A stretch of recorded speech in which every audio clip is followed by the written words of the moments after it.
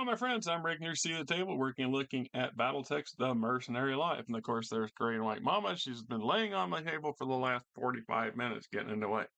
And one of the things I love about these novels, is that obviously it's another version of walking in our world and the environment that we really enjoy and want to share with each other.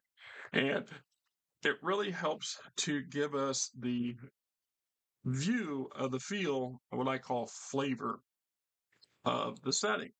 And some books are more than others. Some are just entertaining. And I'm going to grant you, first off, this is on the verge of being a novelette, not a full-on novel. They just barely cut enough pages to qualify it as that, as far as I'm concerned. And of course, we all know Mr. Bills is an excellent author. He's written a very large portion of what we now know as lore and flavor for the game, and so his works are to be, expected to be good work, and this is no exception, right? Of course, there's a but. There's always a but. Always have a caveat, right?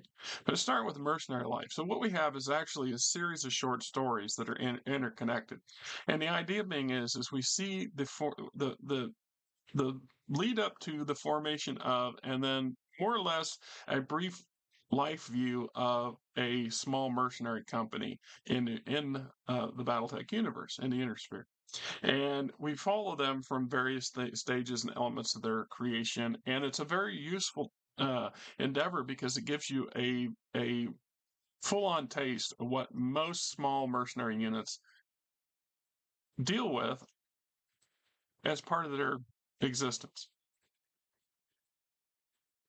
And of course, it's leading up to Mercenaries 5, which I assume is a video game. So Mr. Bills did a bunch of the dialogue work or whatever for the video game. I'm a little vague on that, right? I'm not totally sure. I'm sure it's probably in here somewhere, and I either didn't read it or blew past it. That's exactly what it is he's trying to achieve.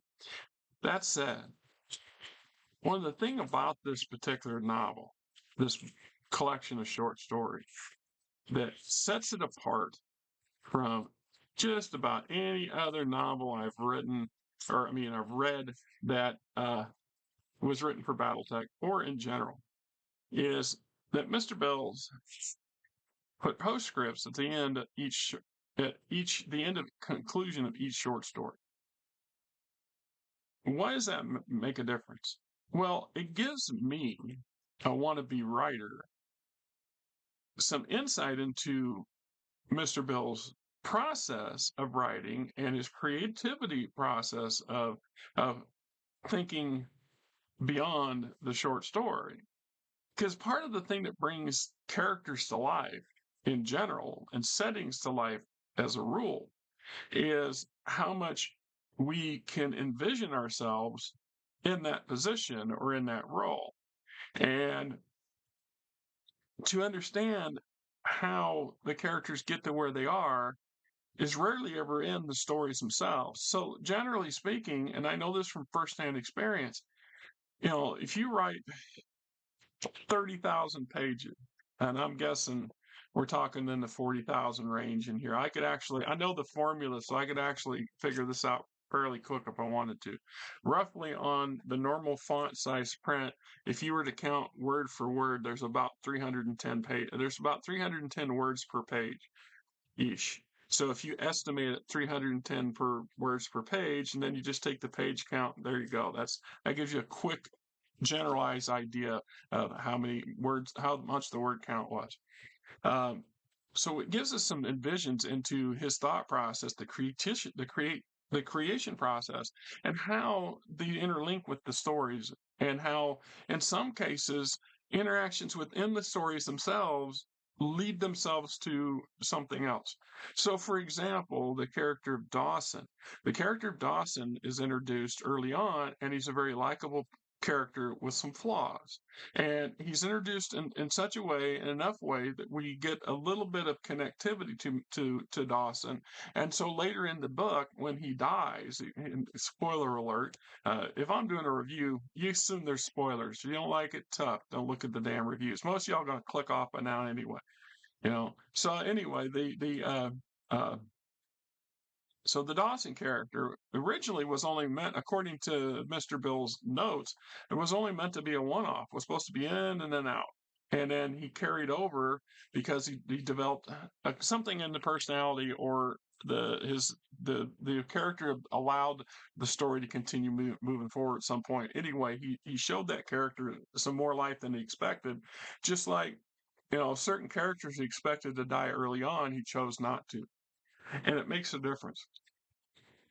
There was a book recently I did a review on, without question, I believe. And the author's a good author, don't get me wrong. He got some good story. And I know firsthand just how much effort goes into writing these things, how many weird hours, early mornings, at late at night. I can relate to Mr. Bill saying he does his best creative work first thing in the morning.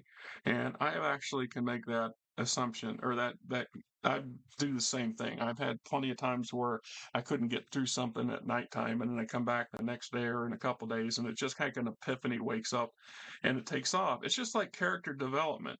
That's the thing that makes characters so enjoyable and so special in our campaigns over time, is they each develop personality quirks, and sometimes you develop a character that has such a personality quirk that just stands out, and you will remember that character for decades.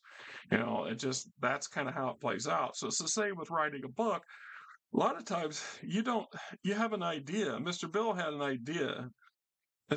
idea where he wanted to go, but he didn't have an idea how to get there necessarily. Or he might have had an idea of where he needed to go, but he had no idea how the path was going to take him to get to that point. And by listening to the characters and the environment, you're going to add to that that interaction and that level. And there's something to be said about that, because one of the things that I became fascinated with really early on was how the story arcs of these characters and NPCs have a tendency to interact with each other in very unpredictable ways, in ways that were unforeseen. And in some aspects, I think you'll find that in a lot of your favorite novels, that certain characters come along that were never intended to be what they are, but the characters themselves take on a life of their own. They have a story, and they want to be told. It wants to be told. They want to share, and sometimes we have to just allow them to do it. And you don't always pan out. So that Dawson arc, for example, that storyline could have just petered off, and at some point he still would have killed the character off at a later date than what he had planned on, but there would have been less connectivity to it.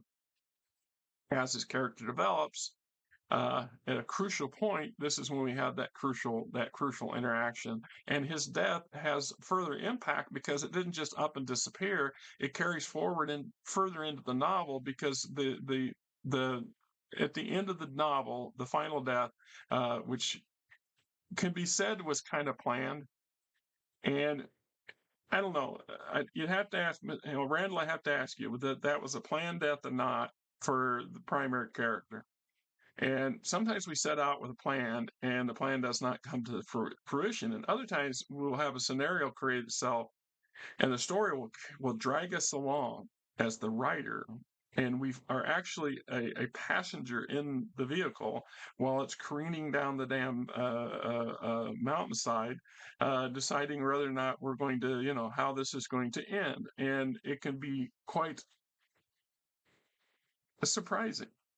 I found that to be quite surprising, how certain characters and certain elements of certain situations can make or break something. I mean, it's just like character development. You can have characters that are two-dimensional, and it just wrecks the story, and then you can still have a two-dimensional character that has a value in a very limited position. But if you don't apply that value, then what was the point of the character in the first place? And I go back to that without question example.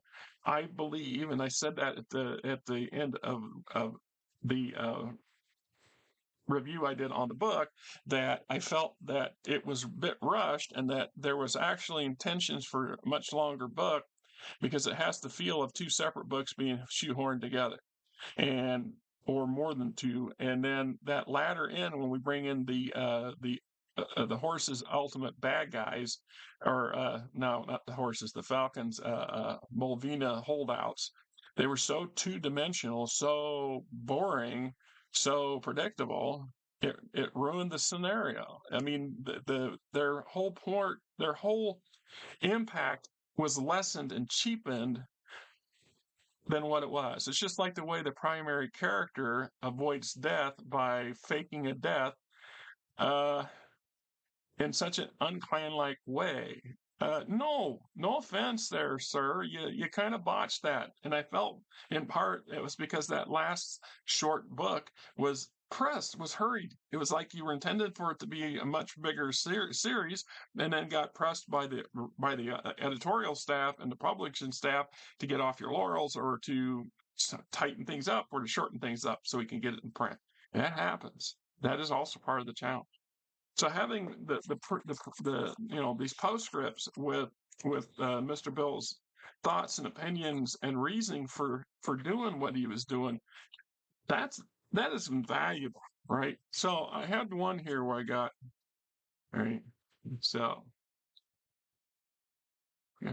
So the first thing I came about from that research I had from the handbook House Creed PDF open was just doing various word searches, keying off of Arcad Legion, Azami, and so on. The second paragraph on the write-up on the Mataras came up, described the planet as the windiest world in the Combine, with crazy dramatic landscapes and shapes, and a cultural distinction for Azami artisans. As I mentioned at the beginning, finding those types of details are a goldmine for a writer, and the ideas just sprang up from my fingers, creating what I hope was an almost poetic scene, and almost let me toss a pretty hard non sequitur from the previous story, where you suddenly find yourself 10 years in the past and wondering what's going on. I'm a very big believer in the power of tangents to snap a student or reader awake with a wait, what just happened?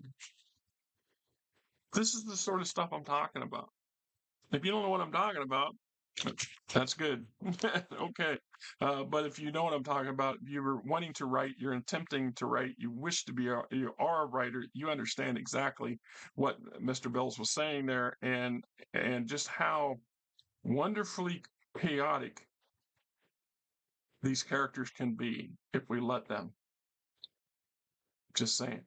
Anyway, this is an excellent book, and I expected no less from Mr. Bills. Jesus, I would love to have a talk with this fella with all this writing experience, his BattleTech lore. Man, I really would. It's not likely to happen in my lifetime, but hey, that's all good. Until next time, I'm Rick. I got little mama sitting over here and behaving herself, and hope you guys have.